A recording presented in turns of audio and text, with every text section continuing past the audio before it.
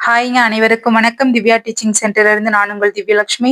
Okay, இன்னைக்கு 7th term 2ல இயல் 2 பாத்திரலாங்க.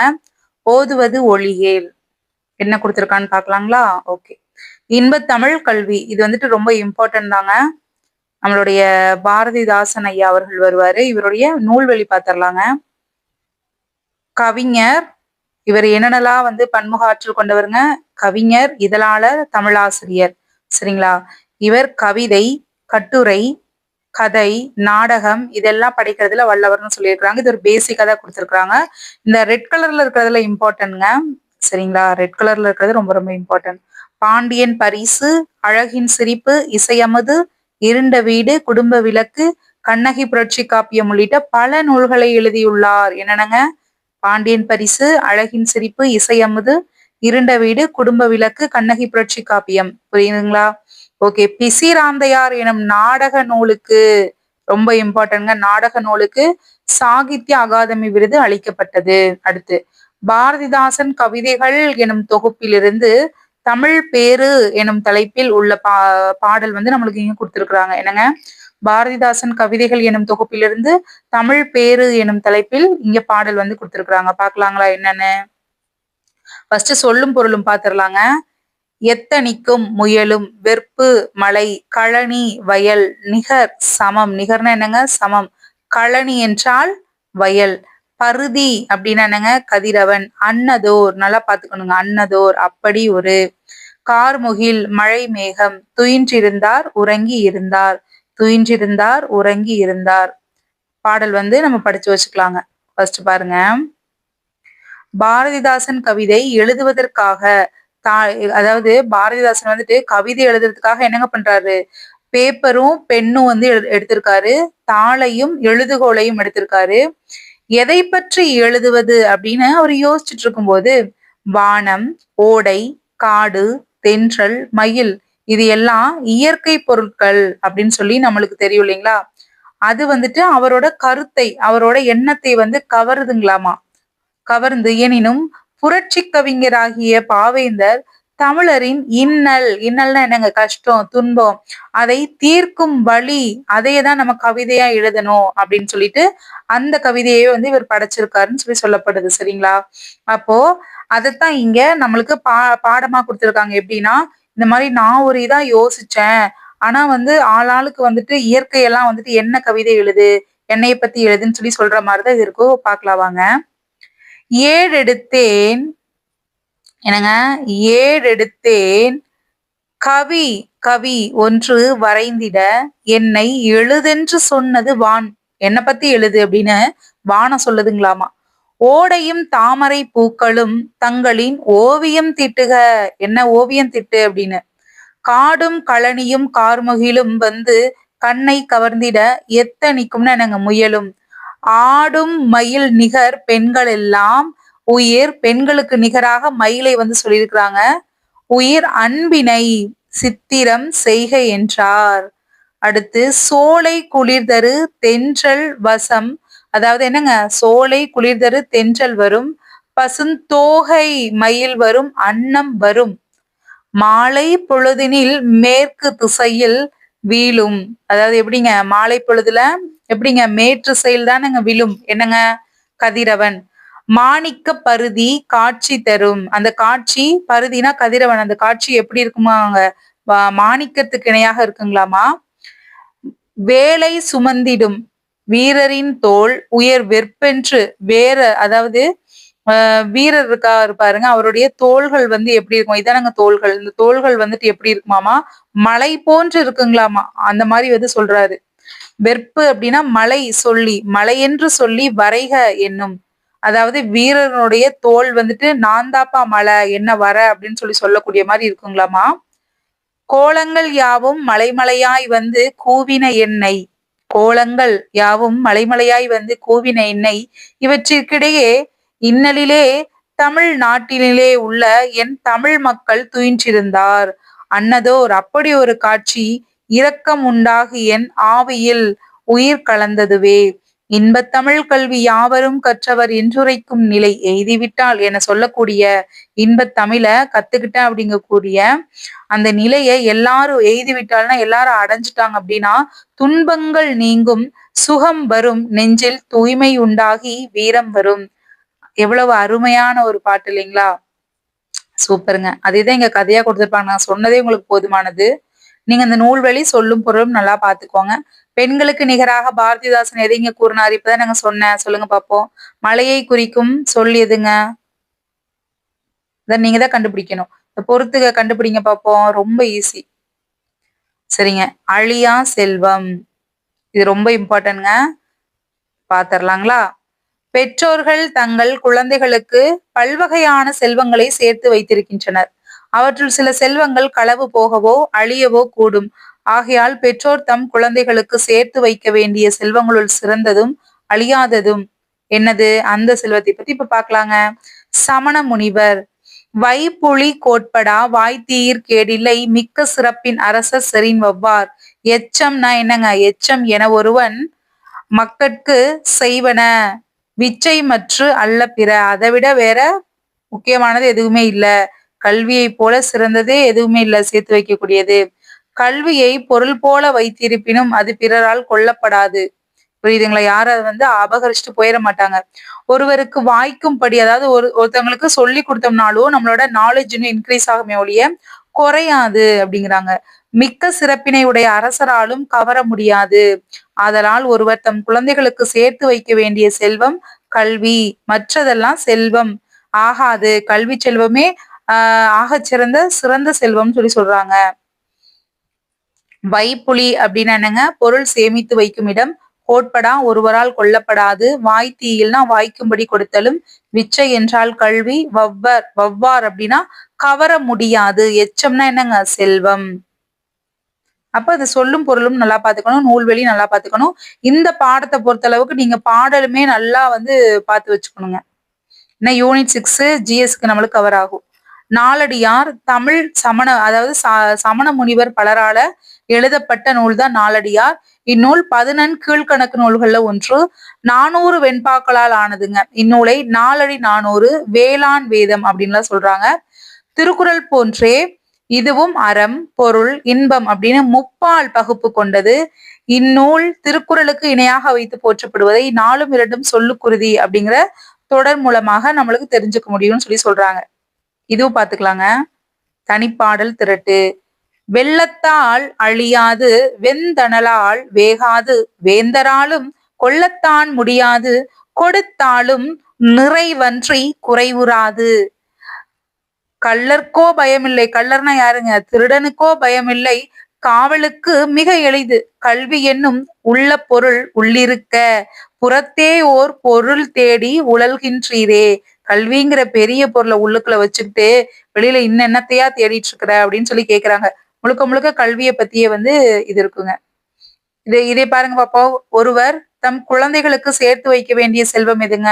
அடுத்து கல்வியை போல் டேஸ் செல்வம் வேறில்லை. பாப்போம் ஆன்சர் பண்றீங்களான்னு. அடுத்து வாழ்விக்கும் கல்வி. இது திருக்குறள்லாம் வருங்க இதுல. சோ நீங்க இதை நல்லாவே படிச்சு வச்சுக்கணுங்க. லைன் பை லைனாவே நம்ம இதை பாத்திரலாம். ஓகேங்களா? சரி வாங்க. வாழ்விக்கும் கல்வி. உலகில் பல வகையான செல்வங்கள் உள்ளன.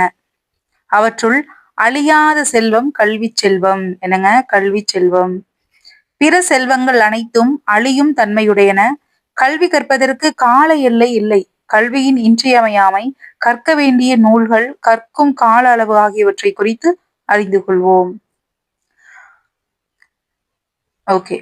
உலகில் உள்ள உயிரினங்களுள் மனித பிறவி தனித்தன்மை உடையது. ஏனென்றால் மனித பிறவிக்குத்தான் எதிர்காலம் சொல்ல முடியாது. ஆமாதானங்க? எதிர்காலத்தை பத்தி சொல்ல முடியாது. ஒரு வாழைக்கன்று வைத்தால் அஃது எதிர்காலத்தில். இங்க பாத்துக்கோங்க. அஃது எங்கெங்க வருது? உயிரெழுத்துக்கு முன்னாடிதான். ஞாபகம் இருக்குங்களா? அதனால பாத்துட்டே வரணுங்க. வாழை மரமாகி வாழை இலை, வாழைப்பூ, வாழைக்காய், வாழைப்பழம், வாழை தண்டு ஆகியவற்றை தரும் என்று வைக்கும் போதே சொல்லலாம். ஓகே. இதெல்லாம் சும்மா கதை மாதிரி கொடுத்துருக்காங்க. இது தேவையில்ல. பசுமாடு கன்று ஈன்றால் அஃது எதிர்காலத்துல பால் தரும். இந்த மாதிரிலாம் சொல்றாங்க. ஓகேங்களா? அதனால்தான் இது அருமையான பிறவி. மனுஷனுக்கு எதிர்காலம் சொல்ல முடியாதனாலதான் அருமையான பிறவின்னு சொல்லி சொல்றாங்க. ஓகேங்க. காலமறிதல் இதுக்கு வந்துரலாங்க. திருக்குறள் சம்பந்தமா வரும். உலகில் மிகவும் அருமையானது என்னவென்றால் அது காலம்தான். மற்றவை எல்லாம் போனால் வரும். காலமும் நேரமும் போனால் வராது. மேசை நாற்காலி போனால் வரும். ஆனால் தேர்வு நேரத்தில் ஒரு பையன் 4 நாட்களை வீணடித்து விட்டால் போனது போனதுதான். அது ஏதோ சின்ன கிளாஸ் பையனுக்கு ஓகேங்க. நம்ம இந்த காலத்த இந்த 2, 3 மாதங்கள விட்டுட்டாலே காலங்கள் போனது போனதுதானேங்க. அதனால இப்ப இருந்தே நம்ம படிக்க ஸ்டார்ட் பண்ணிடுறோங்க. இன்னொரு மாணவனிடம் கடன் கேட்க முடியாது. ஆமா அதானங்க அந்த டேஸ நம்மளால வாங்க முடியாது. ஒரு 4 நாள் இருந்தா கொடுடா. மனப்பாடம் பண்ணிவிட்டு திரும்பி தந்து விடுறேன். அப்போ இந்த கொட்டேஷன் இத பாத்துக்கணுங்க. என்ன ஏதுன்னு. நிறுத்தற்குறிகள் நம்மளுக்கு இருக்கு இல்லைங்களா? ஓகே. இதற்காகத்தான் காலமறிதல் கல்வி எனும் 2 அதிகாரங்களையும் திருவள்ளுவர் எதற்காகங்க குடுத்திருக்காரு? காலமறிதல் கல்விய நேரத்தை பத்தின ஒரு முக்கியத்துவத்தை அறிந்து கொள்ளும் பொருட்டு.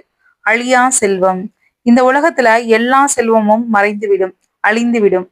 நான் வெளியூர் சென்றபோது நண்பரை கேட்டேன். 20, 25 ஆண்டுகளுக்கு முன்பே இங்கே ஒரு பெரிய ஆலமரம் இருந்ததே. அது எங்கே? அப்ப நிறுத்தற்குறிகளை நல்லா கவனிச்சுக்கணும். அது புயல் காற்றிலே விழுந்து விட்டது அப்படின்னு சொன்னாருங்களாமா. அது அழிகிற செல்வம். அங்கே ஒரு பெரிய கட்டடம் இருந்ததே அது எங்கே என்று கேட்டார். அது மழை பெய்து இடிந்து விட்டது அப்படின்னு பதில் சொல்றாரு. இதுவும் அழிகிற செல்வம் தான்.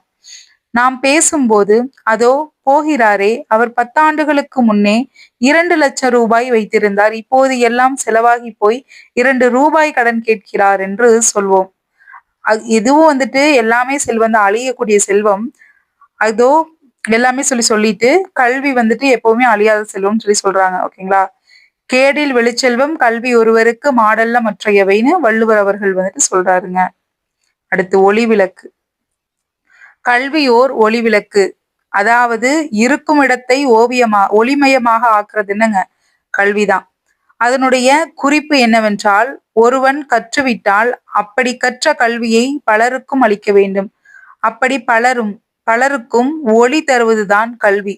கல்வி இல்லாத நாடு விளக்கில்லாத வீடு. எப்படிங்க? கல்வி இல்லை அப்படின்னா அங்க விளக்கு இல்லாத மாதிரி சொல்றாங்க. விளக்கில்லாத வீட்டில் யார் குடியிருப்பார்கள்? வீடு இருட்டாக இருக்கும். அதுபோல் கல்வி இல்லாத குடும்பத்தை யாருமே மதிக்கவே மாட்டாங்க. சரிங்களா? பேசிக்கா கொடுத்திருக்காங்க. அடுத்து கற்றவரும் கல்லாதவரும். கல்வி அறிவு இல்லாதவர்களை திருவள்ளுவர் என்னங்க சொல்றாரு? எப்படிலாம் குறை கூறுறாரு அப்படின்னு சொல்றாங்க. பாக்கலாங்களா? கல்வி அறிவு இல்லாதவர்களை திருவள்ளுவர் போல குறை கூறியவர் வேற யாருமே இல்ல. விலங்கோடு மக்கள் அணையர் இலங்கு நூல் கற்றாரோடு ஏனையவர். இந்த ஒவ்வொரு குறளுக்கும் அவங்க ரொம்ப டீப்பான அர்த்தங்கள் கொடுத்திருப்பாங்க. இதை நம்ம நல்லா புரிஞ்சுக்கணுங்க. கல்வி அறிவு இல்லாதவனை விலங்கு அப்படிங்கிறாரு. ஏன் விலங்கு என்று சொன்னார்? அது சொன்னால் கேட்காது. ஆமா தானங்க. மாடு ஒன்று தெருவில் வருகிறது என்று வைத்துக் கொள்ளுங்கள். அந்த மாட்டை பார்த்து நான் வீட்டுக்கு போகிறேன், என் பின்னாலே வா என்றால் வருமா? நம் கூட, அதாவது அது எப்படிங்க வர்றதுக்கு கையில் பச்சை புல் வைத்து கொண்டு காட்ட வேண்டும். அது மட்டும் இல்லாம விலங்கு நல்ல செயல்களை தானே செய்யாது அப்படிங்கிறாங்க. ஒரு பசுமாடு இருக்குதுங்க. ஒரு பொருளை உருட்ட வேண்டும் அப்படின்னா அது தானாகவே போய் உருட்டிவிடும். ஒரு பொருளை உடைக்க வேண்டும் என்றால் தானாகவே போய் உடைத்து விடும். ஒரு ஆளை முட்ட அப்படி வேணும் அப்படின்னா தானாகவே போய் முட்டிடும். இவ்வளவு கெட்ட செயல்கள் இவ்வளவு செய்த அந்த பசுமாடு பால் கொடுப்பது நல்ல செயல் தானே அப்படிங்கிறாங்க. ஆனால் அதை தானாக கொடுக்காது. தானாகவே நம் வீட்டிற்கு எங்கே சொம்பை காணோமே என்று அதுவாகவே எடுத்து பாலை கொடுத்துட்டு போகாது அப்படின்னு சொல்றாங்க. நல்ல செயலை மனிதன் தானாக செய்ய வேண்டும் அப்படின்னு வள்ளுவர் சொல்றாரு. அதனாலதான் விலங்கோடு மக்கள் அணையர் அப்படிங்கிற மாதிரி இந்த குறளை சொல்லியிருக்கிறாங்க. ஓகேங்க. இன்னொரு சொல்ல வேண்டும் என்று காத்திருக்க கூடாது. அதே போலதான் நம்மளும் இன்னொருத்தவங்க படின்னு சொன்னாதான் படிக்கணும் அப்படிங்கிறது கிடையாதுங்க. நீங்களாவே படிக்க ஸ்டார்ட் பண்ணணும் அப்படிங்கிறாங்க. நன்றின் பால் உய்ப்பது அறிவு அப்படின்னு வள்ளுவர் இதற்காகத்தான் சொன்னார். அந்த அறிவை பெற உதவுவது கல்விதான். கல்வி அறிவு இருந்தாதான் நம்மளுக்கு அந்த இதே வரும், அந்த எண்ணமே வரும் அப்படிங்கிறாரு. அடுத்து இதுல இம்பார்ட்டன்ட் பாயிண்ட் பாருங்க. இங்க இருக்கு. நமது எதிர்காலத்தை உருவாக்கும் பள்ளி இங்க இருக்கு பாருங்க. நமது எதிர்காலத்தை உருவாக்கும் பள்ளிக்கு கோயில் என்று பெயர் வைத்தார் யாருங்க? நம்ம பாரதியார் அவர்கள். பள்ளி தளமனைத்தும் கோயில் செய்குவோம் எங்கள் பாரத தேசம் என்று தோள் கொட்டுவோம் அப்படின்னு வந்து சொல்லியிருக்காரு. அப்ப இது ரொம்ப இம்பார்ட்டன்ட் பாத்துக்கோங்க. அடுத்து அவ்வளவுதாங்க, இது பாத்திரலாம். கற்க கசடற இது ஒண்ணும் இல்லைங்க, அது கதை மாதிரி சொல்லியிருப்பாங்க, நம்மளே பாத்துக்கலாம். கற்க அப்படின்னா படிக்கிறத நீட்டா வந்து படிக்கணும், சரிங்களா? அவ்வளவுதான். இது நாம தேர்ட்ல அடுத்த இதுல திருக்குறளையே வந்து பாத்துடலாங்க, சரிங்களா? திருக்குறள் வகுப்புகள் நடத்தியும் தொடர் சொற்பொழிவுகள் நிகழ்த்தியும் திருக்குறளை பரப்பும் பணி செய்தவர் திருக்குறளார் வி முனிசாமி. சோ இது ரொம்ப ரொம்ப இம்பார்ட்டன்ட், இது பாத்துக்கணுங்க. நகைச்சுவை ததும்பும் தமது பேச்சால் மக்களை கவர்ந்தவர் இவர். வள்ளுவர் உள்ளம், வள்ளுவர் காட்டிய வழி, திருக்குறளில் நகைச்சுவை உள்ளிட்ட பல நூல்களை எழுதியுள்ளார். உலக பொதுமறை, திருக்குறள் உரை விளக்கம் எனும் இவரது நூல் பெரும் புகழ் பெற்றது. இக்கட்டுரை சிந்தனை களஞ்சியம் எனும் இவரது நூலிலிருந்து எடுக்கப்பட்டது. புரியுதுங்களா? அப்ப இது மட்டும் போதுமானது நூல்வழி. நான் இவ்வளவு நேரம் சொன்னது உங்களுக்கு அந்த புரிதலின் அடிப்படையில, ஓகேங்களா? காலத்தின் அருமையை கூறும் திருக்குறள் அதிகாரம் இதுன்னு சொல்லுங்க பார்ப்போம். அடுத்து, கல்வி இல்லாத நாடு டேஷ் வீடு. பள்ளி தளம் அனைத்தும் கோயில் செய்வோம் அப்படின்னு சொன்னது யாருங்க? சொல்லுங்க பாப்போம். பள்ளி மறுதிறப்பு, இந்த கதையெல்லாம் வேணாம், நம்ம டைரக்டா நூல்வழிக்கு வந்துடலாங்க.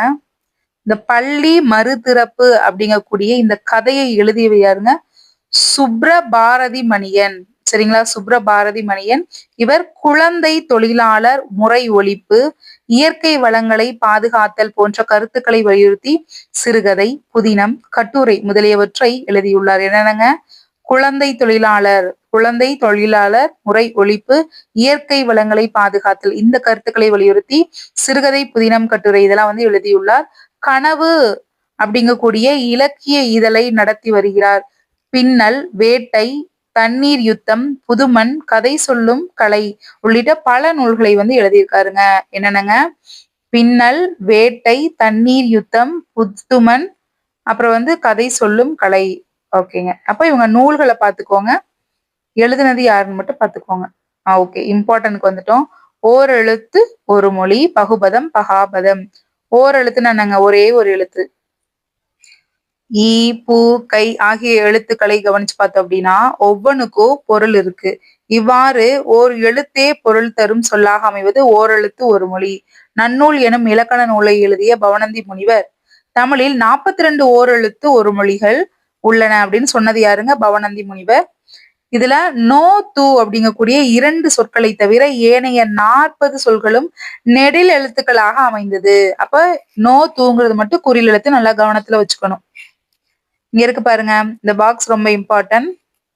ஆனா பசுங்க, ஈனா கொடு, ஊ என்றால் இறைச்சி, ஏனா அம்பு, ஐனா தலைவன், ஓ மதகுநீர் தாங்கும் பலவை, கா என்றால் சோலை, கூ என்றால் பூமி, கை என்றால் ஒழுக்கம், கோ என்றால் அரசன், சா இறந்து போ, சி இகழ்ச்சி, சே என்றால் உயர்வு, சோ மதில், தா கொடு, தீ நெருப்பு, தூ தூய்மை, தே கடவுள் தேவன் கடவுள்னு வச்சுக்கோங்க, தைனா தைத்தல், நா நாவு, நீனா உனக்கு முன்னாடி இருக்கிறவங்க. சோ நமக்கு முன்னாடிங்கனால முன்னிலை ஒருமை, ஒரு ஆள் தானங்க இருக்கிறாங்க. நீ என்றால்தான், அதாவது நீங்கள் அப்படின்னா அது வந்துட்டு மரியாதை நிமித்தமும் சொல்லலாம், நிறைய பேர் இருக்கிறதுக்கும் சொல்லலாங்க.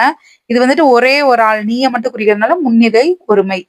என்னங்க? முன்னிலை ஒருமை. அடுத்து நே என்றால் அன்பு, நேசம், நேயம், நேசம்னு சொல்லுவாங்க இல்லைங்க, அதாங்க நேசம், அன்பு. நை என்றால் நை நை நைன்னு ஏதாவது தொல்லை பண்ணிட்டே இருக்காத அப்படின்னு சொல்றது இழிவு. நோ என்றால் வறுமை, நோ நோ நோ நோ எனக்குலாம் எந்த வறுமையில, நான் வந்து ரொம்ப ஜாலியா இருக்கேன் அப்படி வச்சுக்கோங்க. பா என்றால் பாடல், பூ என்றால் மலர், பே அன்பு. அதாவது மேகம், மேகம் வந்துட்டு மழை பெய்யுது அந்த மாதிரி பெய்யுது, பே மேகம். அப்புறம் பை என்றால் இளமை, போ என்றால் செல், அப்புறம் போ போ போங்கிறது மானா மாமரம், மீ என்றால் வான், மீனா மேலே, ஓகேங்களா? வானம். மூ என்றால் மூப்பு, மே அன்பு, ஓ மேல எனக்கு அன்பு, ஓ மேல எனக்கு அன்பு இருக்கு. மை என்றால் வஞ்சனம், மோ மோத்தல், யா அகலம், யமாம்பெரிய அகலமான ஒரு கிணறு, எப்பா யமாம்பெரிய அப்படி வச்சுக்கோங்க. வா என்றால் அழைத்தல், வி என்றால் மலர், பைனா புல்லு, வவ்வுனா கவர், நோனா நோய், தூணா உன். அடுத்து பகுபதம் பாத்துக்கோங்க. வேலன் படித்தான். வேலன் அப்படிங்கிற சொல்ல வேல் கூட்டல் அன் அப்படின்னு பிரிக்கிறாங்க. படித்தான் என்னும் சொல்லை படி கூட்டல் இத்து கூட்டல் இத்து கூட்டல் ஆண், படித்தான் ஆண் அப்படின்னு சொல்லி, அதாங்க தான் இருக்கு பாருங்க, இந்த தா அத வந்து இத்து கூட்டல் ஆணு பிரிச்சிடுறாங்க. அப்ப அந்த ஆ கடைசியில இருக்கக்கூடிய இன் கூட சேர்ந்து ஆண் அப்படின்னு வந்துரும். இந்த மாதிரி சிறு சிறு உறுப்புகளாக பிரிக்கும் வகையில அமையும் சொற்களை பகுபதங்கள் என்னங்க, சிறு சிறு உறுப்புகளாக பிரிக்கக்கூடிய வகையில் அமையும் சொற்களை பகுபதம், பிரிக்கப்படும் உறுப்புகளை பகுபத உறுப்புகள் அப்படின்னு சொல்றாங்க. பாருங்க, பெயர் பகுபதம். பகுபதமாக அமையும் பெயர் சொல் பெயர் பகுபதம் ஆகும். இதனை பொருள், இடம், காலம், சினை, பண்பு, தொழில் அப்படின்னு 6 வகை வந்து படுத்துறாங்க. பொருள் பொன்னன், பொன் கூட்டல் அண்ணன் பிரிக்கலாம் இல்லைங்களா கடைசியில இருக்கிறத. இடம், இதுக்கு வந்து நாடன் அப்படின்னா ஃபர்ஸ்ட் நாடு கூட்டல் அன். காலம்னா என்னங்க, ஒரு கால பெயரை குறிக்கக்கூடியது. அப்போ சித்திரையான், சித்திரை கூட்டல் ஆண். சினை பெயர்னா கண்ணு, கண் கூட்டல் அண்ணு. பண்பு இனியன், இனிமை கூட்டல் அன். அடுத்து பண்பு பெயருக்கு மை விகுதி பெற்று வரும். தொழில் உழவன், உழவு கூட்டல் அன். அடுத்து வினை பகுபதம், இது வந்து ஒரு செயல் தானங்க, ஒரு ஆக்டிவிட்டிஸ் தானங்க. பகுபதமாக அமையும் வினைச்சொல் வினை பகுபதம். உண்கின்றான், உன் கூட்டல் கின்று கூட்டல் ஆண், கிரு கின்று ஆண் என்றுன்னு சொல்லி சொல்லுவாங்க. இப்போதைக்கு நம்ம இதுல கின்று மட்டும் பாத்துக்கோங்க சரிங்களா. கிரு கின்று ஆண் என்று, இதுல கின்று மட்டும் வந்திருக்குது, அது கூட ஆண். அடுத்து பகுபத உறுப்புகள் ரொம்ப ரொம்ப முக்கியங்க. பகுபத உறுப்புகள் வந்துட்டு 6 வகைப்படும். பகுதி, விகுதி, இடைநிலை, சந்தி, சாரியை, விகாரம், இதெல்லாம் வந்துட்டு 6 வகைப்படும். பகுபதத்தின் முதலில் அமைந்து முதன்மையான பொருளை தருவது பகுதி அப்படின்னு.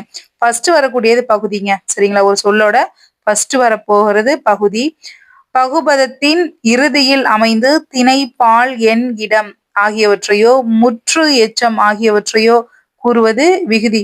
இப்போ நான் இது உங்களுக்கு ஈஸியா வந்து எப்படி ஞாபகம் வச்சுக்கலாம்னா, இப்போ ஒரு மனிதன் வந்து நிக்கிறாங்க சரிங்களா. மனிதன் கை காலு இதுதான் பகுதின்னு வச்சுக்கோங்க. கால் தான் வந்துட்டு விகுதி. ஓகேங்களா.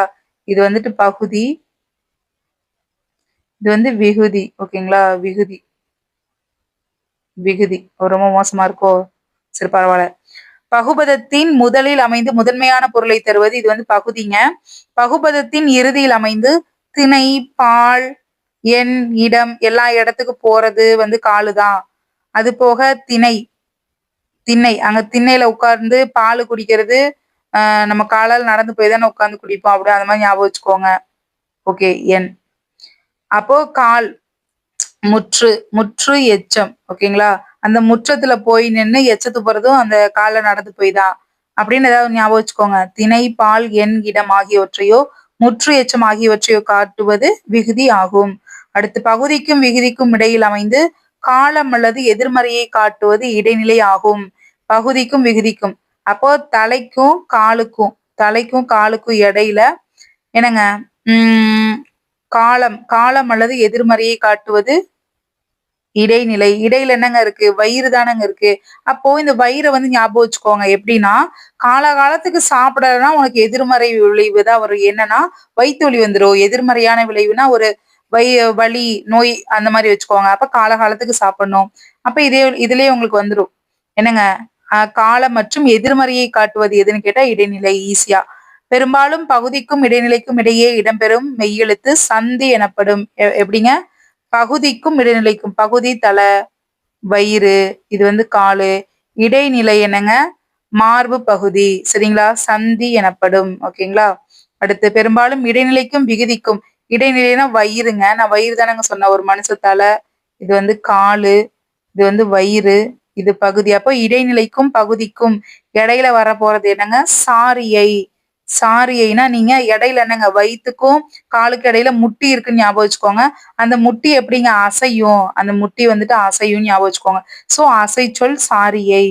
அடுத்து பகுதி, சந்தி, இடைநிலை அப்படின்னு என்னங்க, ஃபர்ஸ்ட், அப்புறம் மார்பு, அப்புறம் வயிறு பகுதி, இது எல்லாத்துலயும் வந்துட்டு ஏதாவது ஏற்படக்கூடிய மாற்றம் தான் விகாரம் என்று அழைக்கப்படும். இப்போ ஒரு சொல்ல வந்து எப்படி பிரிக்கிறாங்கன்னு பாருங்க.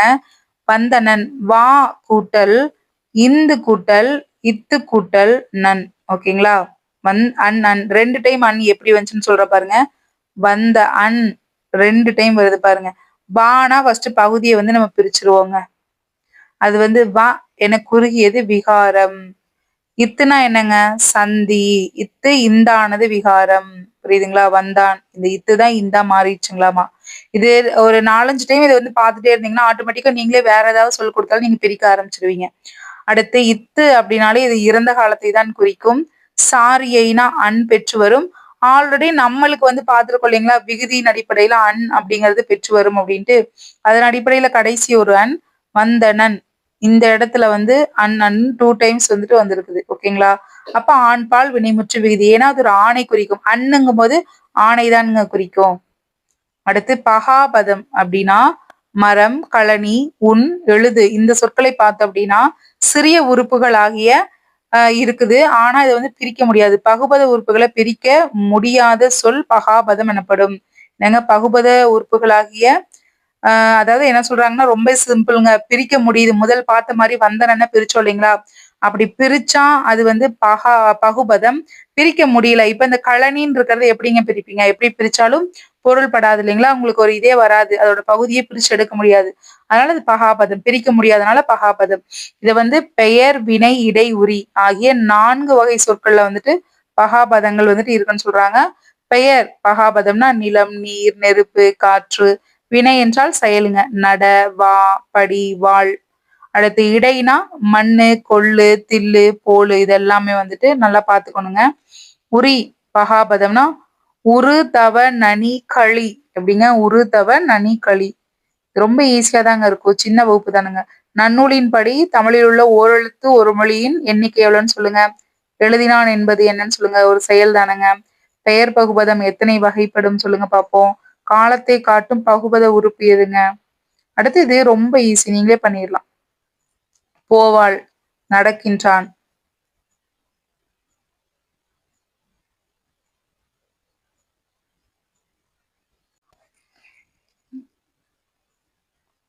மூவிடம் தன்மை, முன்னிலை, படர்க்கை. தன்னை குறிப்பது. இப்ப என்ன சொல்றது? நானு, நாம்னா என் பக்கத்துல இருக்கிறவங்க. நாங்கள்னா இப்ப நான் ஒரு லைன்ல நிக்கிறேன்னா என் பக்கத்துல இருக்கக்கூடிய ஒரு 5, 6 நபர்களை நாங்கள், என்னு, எம், எங்கள் இது எல்லாமே வந்துட்டு தன்னை குறிக்கக்கூடியது.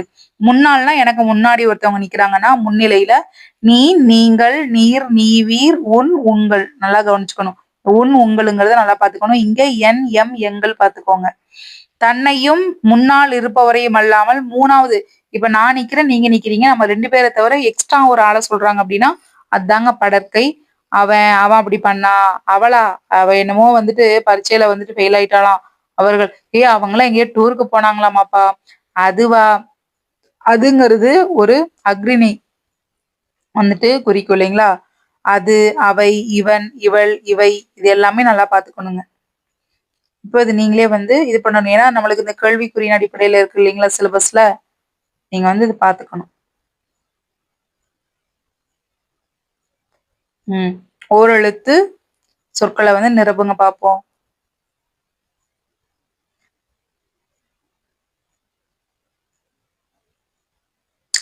இது பாத்துக்கோங்க. இதுவுமே சிலபஸ்ல கவர் ஆகக்கூடியதுதான். 6 கால்கள் இருக்கு. தஞ்சாவூர் காவிரி ஆறு பாய்கிறது. அடுத்து கோடை விடுமுறை, சம்மர் வெக்கேஷன், குழந்தை தொழிலாளர், சைல்டு லேபர், பட்டம் அப்படின்னா டிகிரி, கல்வி அறிவுனா லிட்ரஸி, நீதினா மாரல், சீருடைனா யூனிஃபார்ம், வழிகாட்டுதல் கைடன்ஸ், ஒழுக்கம் டிசிப்ளின். ஓகேங்களா? சரிங்க, அவ்வளவுதாங்க முடிஞ்சு. நான் அடுத்து 3வது வந்து உங்களுக்கு பதிவிடுறேன். ஓகேங்களா? சரிங்க, நன்றி, வணக்கம். எல்லாரும் நல்லா படிங்க. பாய்ங்க.